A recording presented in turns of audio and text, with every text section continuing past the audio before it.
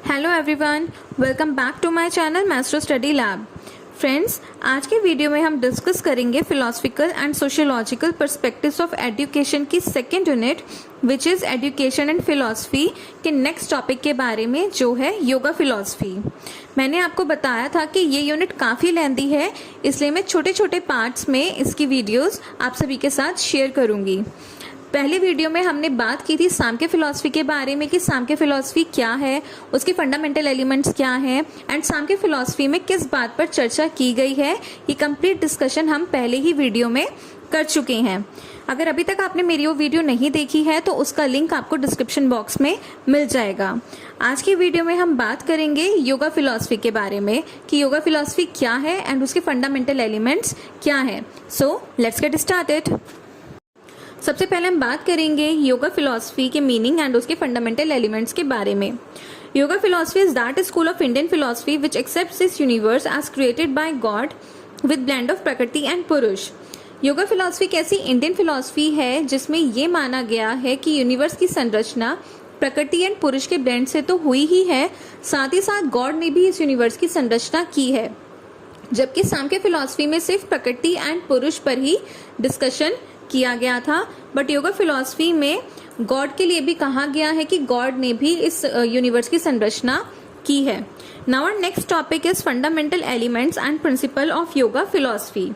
जो यहाँ पर ऊपर मीनिंग गिवन है आपको, वही सेम चीज फंडामेंटल एलिमेंट्स में भी बताई गई है। This universe is created by god by the blend of prakriti and purush. Prakriti, purush and Ishwar are the basic elements of universe. So इसी तरह से इस पेज पर आपको योगा फिलॉसफी का मीनिंग एंड उसके फंडामेंटल एलिमेंट्स गिवन है, जिससे आपको योगा फिलॉसफी का जो बेसिक मीनिंग है वो अच्छे से समझ में आ जाएगा। अब इस पेज पर हम बात करेंगे अष्टांग योगा के बारे में, जिसे 8 लिम्स ऑफ योगा भी कहा जाता है। योग दर्शन वॉज एस्टैब्लिश्ड बाय महर्षि पतंजलि। योग दर्शन को महर्षि पतंजलि ने एस्टैब्लिश किया था। Now what is ashtanga yoga? A series of right living is ethical rules with in Hindu and yoga. It is also known as 8 limbs of yoga which are.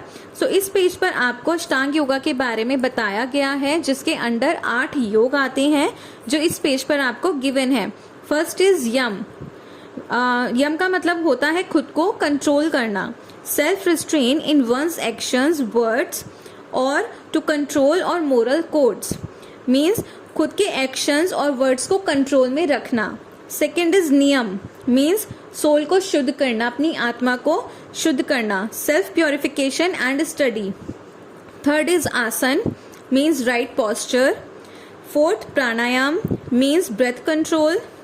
Fifth प्रत्याहार, means sense control. Sixth dharana, means concentration. Seventh dhyan, means meditation. And eighth is samadhi, means absorption into the prohibition of universal mental tendencies. So these are the अष्टांग योगा। अष्टांग योगा काफ़ी ज़्यादा important topic है जो exam में आपसे पूछा जा सकता है and very short question answer में आपसे ये भी पूछा जा सकता है कि योग दर्शन को किसने स्टैब्लिश किया था, जिसका आंसर है Maharshi Patanjali. Now our next topic is branches of yoga philosophy. मैंने आपको सांख्य फिलॉसफी में भी बताया था कि किसी भी फिलॉसफी को एक्सप्लेन करने के लिए हमें उसके 3 सब्जेक्ट मैटर्स या फिर 3 ब्रांचेस को एक्सप्लेन करना होता है, which are metaphysics, epistemology and axiology. Metaphysics में हम बात करते हैं कि यूनिवर्स किससे बना है, सोल को मानते हैं या नहीं, या फिर मनुष्य को मोक्ष प्राप्ति किस प्रकार से होती है। एपिस्टेमोलॉजी में हम बात करते हैं कि किस प्रकार से ज्ञान प्राप्त किया जाता है एंड एक्सियोलॉजी में हम बात करते हैं कि मनुष्य को कौन कौन से मॉरल्स फॉलो करने चाहिए। So these are the branches of a philosophy. अगर अभी तक आपने सांख्य फिलॉसफी की वीडियो को नहीं देखा है तो उसका लिंक आपको डिस्क्रिप्शन बॉक्स में मिल जाएगा। एंड सांख्य फिलॉसफी की वीडियो में मैंने आपको किसी भी फिलॉसफी को लिखने के लिए स्टेप्स भी बताए हैं कि किसी भी फिलॉसफी को जब आप एक्सप्लेन करेंगे तो आपको कौन कौन से स्टेप्स फॉलो करने हैं और किस तरह से किसी फिलॉसफी को लिखना है। अब इस पेज पर यहाँ पर आपको मेटाफिजिक्स के बारे में बताया गया है।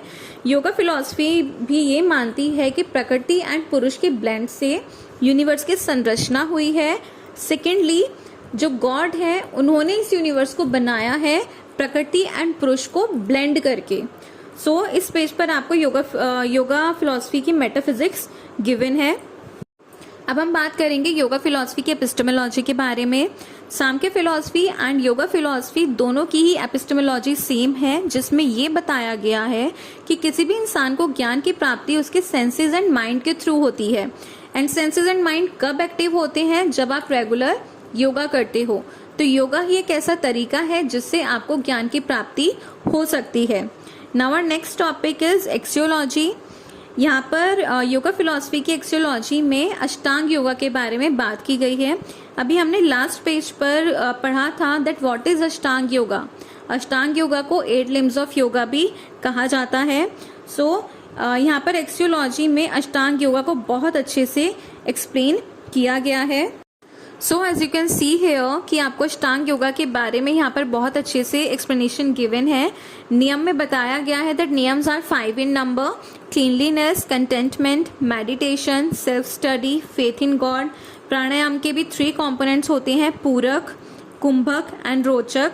सो इसी तरह से एक्सियोलॉजी में अष्टांग योगा को एक्सप्लेन किया गया है। अगर आपको यहाँ पर कोई भी टॉपिक समझ में नहीं आया है तो आप मुझसे कमेंट बॉक्स में पूछ सकते हैं। Now the next topic is yoga philosophy and education. Yoga philosophy और एजुकेशन के बीच में क्या रिलेशन है? According to yoga philosophy, man is a combination of prakriti, purush and Ishwar. So the real education is what detect man's soul for Prakriti element to incline it towards Ishwar element. So this is the relation between yoga philosophy and education.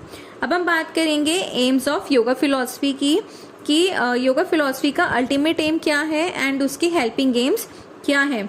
Ultimate aim क्या है? Attainment of Ishwar और supreme bliss. Aim of emancipation means mukti प्राप्त करना. So these are the ultimate aim of yoga philosophy. And इसके helping aims क्या है? Physical development, mental development, emotional development, intellectual development and moral development. Now what is the curriculum of yoga philosophy? For physical development, sports, exercise, NCC should be in syllabus. For mental development, logical subjects should be there. For emotional development, art and craft should be in the syllabus. For intellectual development, philosophical subjects should be there, and for moral development, Ashtanga yoga education should be given. So this is the curriculum of yoga philosophy. Now our next topic is method of yoga philosophy की yoga philosophy के लिए क्या क्या methods given हैं. First is tools of attaining knowledge, extrinsic tool and intrinsic tool. Second is methods of attaining knowledge की knowledge को प्राप्त करने के लिए कौन कौन से तरीके हैं. First is perception method. It is the most suitable method to acquire knowledge of matter. Second is inference method. Third is text method. Fourth is yoga method. And fifth is discipline. Discipline में बताया गया है कि असली discipline क्या होता है कि अपनी मेंटल एबिलिटीज को कंट्रोल में रखना ही डिसिप्लिन कहलाता है. अब हम बात करेंगे योगा फिलॉसफी के टीचर के बारे में. A teacher should be learned as well as participant in the ashtanga yoga process for spiritual and physical development. Means teacher को कैसा होना चाहिए? उनको अष्टांग योगा की पूरी नॉलेज होनी चाहिए. अब हम बात करेंगे स्टूडेंट ऑफ योगा फिलॉसफी के बारे में. Student should be learn to follow the mental tendency and develop the yoga rule. School of yoga philosophy. The philosophy lays emphasis on developing school into yoga process training centre.